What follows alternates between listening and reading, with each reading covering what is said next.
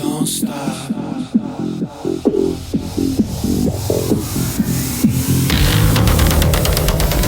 Hi, everybody. Thanks for joining me on the Everything and Anything and a Bit Gay podcast. I started a new segment that I'm doing once a week, and my show is called Everything and Anything and a Bit Gay, and this is the Gay Bit. So thanks for joining me, and it's just topics that I want to talk about that's somehow gay related or LGBTQ plus related. And this week I'm talking about the old gays versus the young gays. And I have really kind of started noticing this big age gap because it is now officially spring in Boston. And spring in Boston could really mean that it's 75 degrees one day and the next day it's snowing or it's raining most of the spring here in Boston. And you never know what you're going to get. But at least we don't have 3 feet of snow on the ground and you can get out and not worry really about slipping on ice and all that. And it's just like easier to get out. And I feel like I had a long winter, which I think most people that live in Boston felt. And it's nice to be able to go out. So I'm taking advantage of the nice spring weather and going out and meeting friends for dinners and going out and having some drinks at bars. And one of the bars I like to go to is called the Trophy Room. It's a bar in Boston. So it got a very diverse crowd. And when I mean diverse, I'm talking more about, well, it's a diverse crowd overall, but I'm kind of referring to the age. Because Boston is actually a very kind of young people city in a way, because there are so many schools here. You have Harvard, you have MIT, you have Tufts. So you have a lot of different, and there's many more colleges than that here.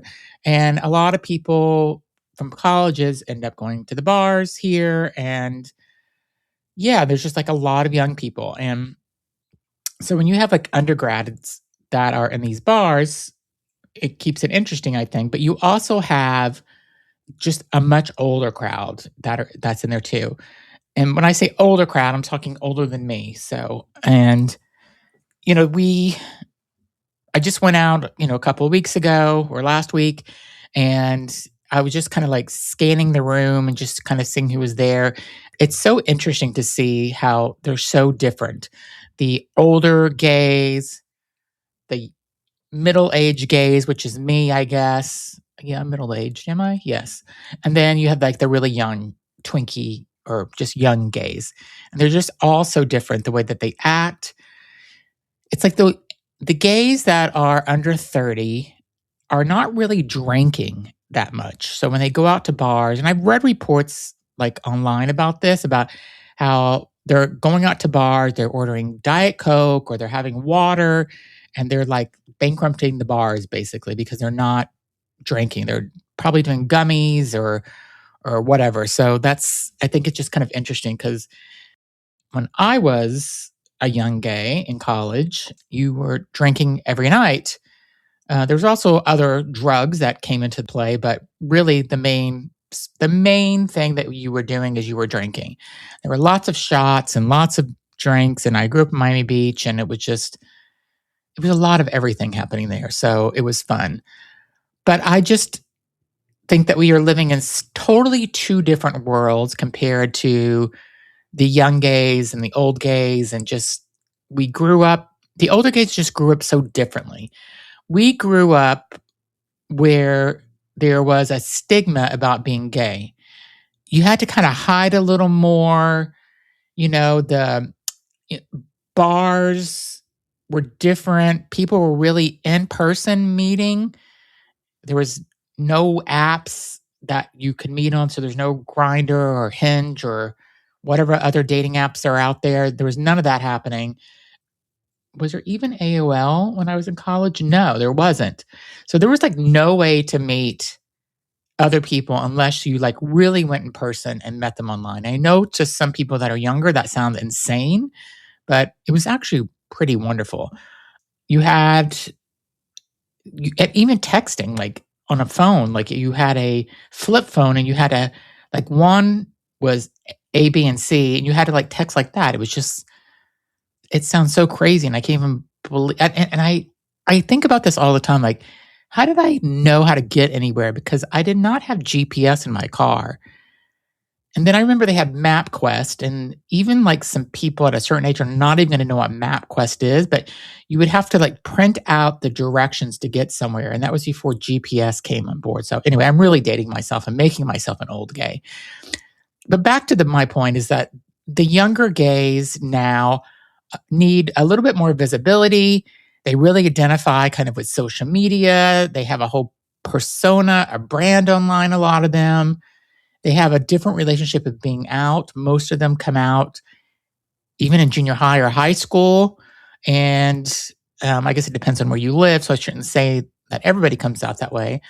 But it's very different because whenever I was growing up, you did not come out in junior high for sure.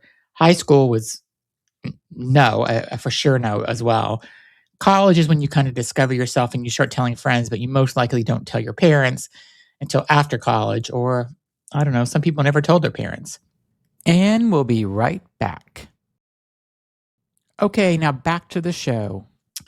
But the older gays are definitely a lot more traditional on things. The younger gays, I think, are just much more fluid. You know, people that are older, I shouldn't even say this because it's not so true anymore, but are maybe a little more relationship focused.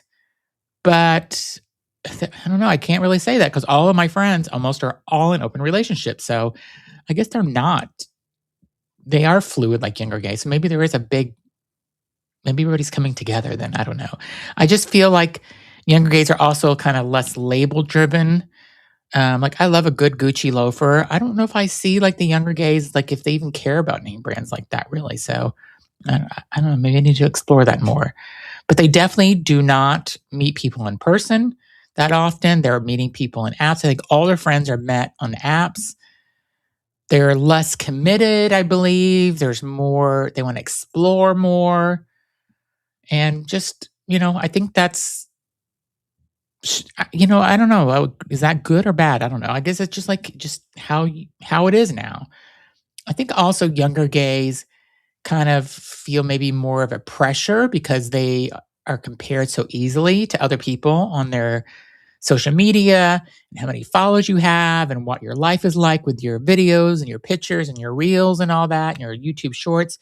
And so again, I feel like you have to have like almost like your own brand whenever you're a younger person. And this probably isn't just gays, it's probably just younger people overall. So I think that, older gays sometimes, I should stop saying older gays, but that's what they are. They're older gays. And I guess I am considered not an old gay, but an older gay. We say that the younger ones are like, they're too soft. I think a lot of times they're pussies. They're just like, I don't know, they're like little bitches and stuff. Like back whenever I was in college and stuff, yet I grew up in Miami and it was a little maybe more rough, but I mean, we would almost get in fist fights in bars and stuff. And I don't think I've ever heard of one of these gay guys or LGBTQ members that are in today's world getting in fist fights or even we would cuss people out in bars. I was so skinny in college and so I looked like I was anorexic. I should have got my ass kicked or I should have got shot because we thought we had such big mouths, me and my friends, and it was ridiculous, but we didn't somehow. Somehow our bark was louder than our bite, I guess, as they say.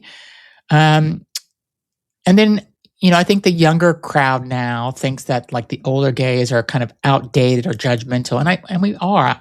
I'm super fucking judgmental. I'll just say it right now. Like I'll look at somebody and I'm just like, why are they wearing that? Like I'm straight or gay. Like I'm just like, what is going on there? And whenever I'm with my friends, even my straight friends that are my age, it's just like, I just went on vacation with a friend of mine and we're in Orlando, Florida, and I don't remember where we were. I think we were out to dinner somewhere, and it's just like somebody walked by the restaurant, and we can just give each other a look, and we know what we're saying because we're like, "What the fuck is she wearing? She is too big to be wearing that little skirt, and that guy is too cute to be with her." And so, yeah, just being very judgmental and bitchy gays. That's or bitchy queens or bitchy older people because my friend's not gay. So yeah, I don't know. That's how it is. I also don't think that the younger crowd understands like the sacrifices that had to take place. And, I'm not saying that they should bow down to the older gays, but I don't think that they realize, and even for my generation, I mean, I grew up in the 90s. The gays that grew up in the 70s and 80s had to like really pave the way for us. And there was no gay rights, and Stonewall happened in 1969. So, think about all those gays that were doing Stonewall. I mean, I did nothing like that. I lived through the AIDS crisis in South Beach, which was horrible on itself because you slept with somebody, and even though you used a condom, you had no idea if you were going to get tested 6 months later. And when you got tested, you did not find out the same day. You had to wait like 3 or 4 days to get your results back. So think about how painful that is. Because I was a slut in college.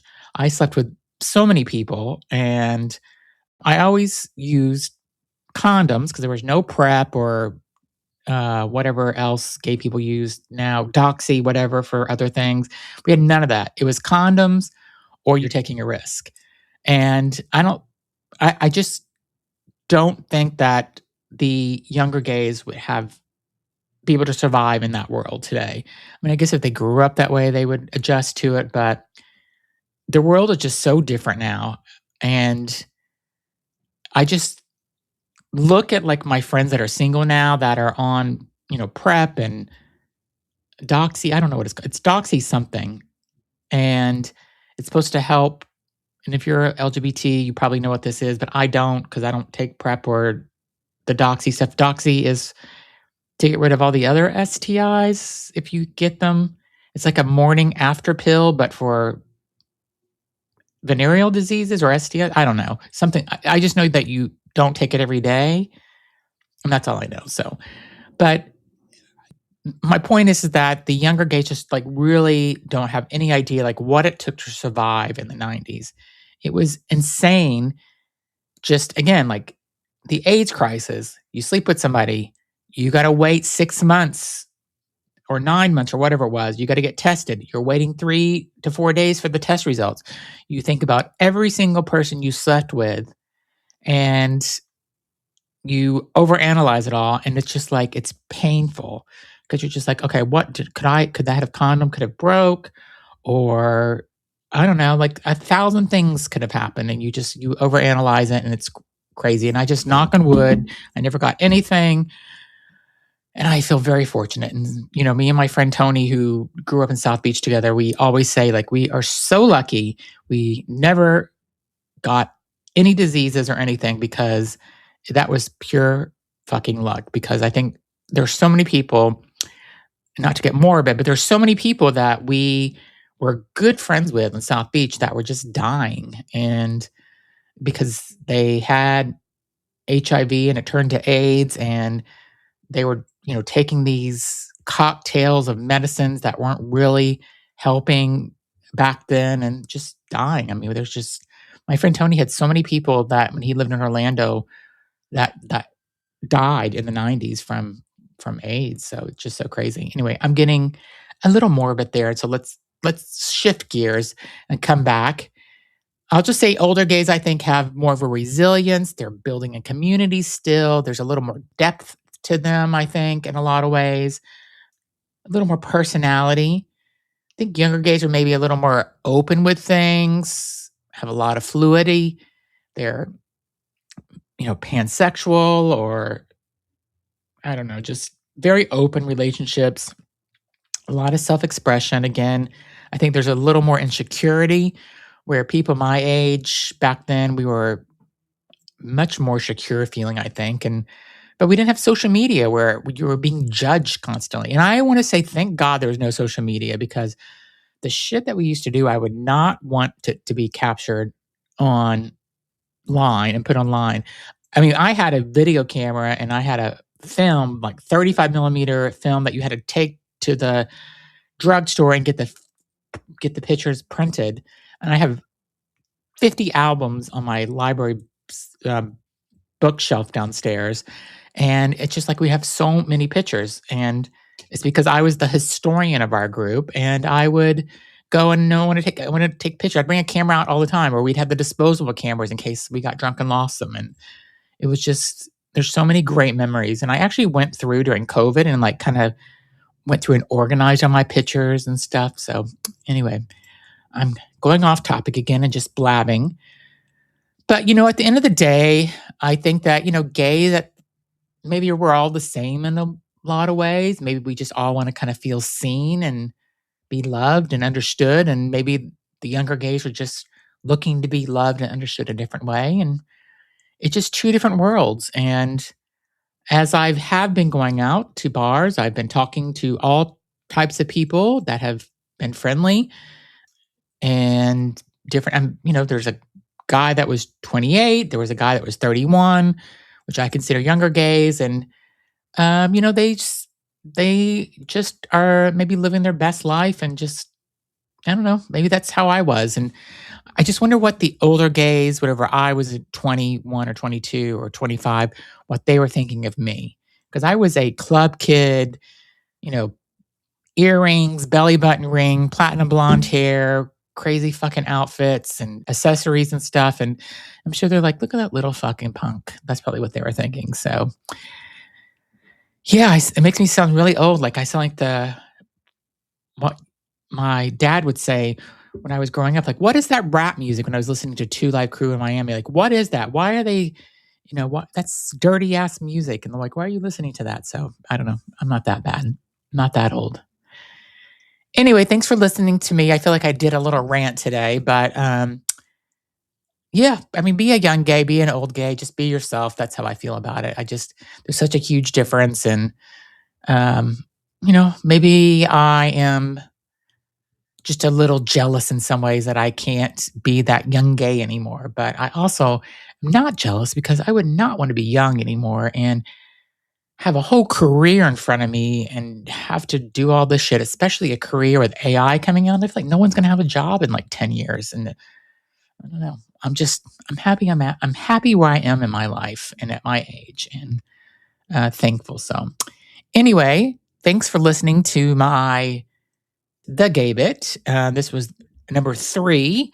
And let me know what you think about these, because I kind of like doing them. It makes me be able to express things that I don't usually get to talk about because no one's listening unless I'm doing a podcast. So thanks for listening. Bye.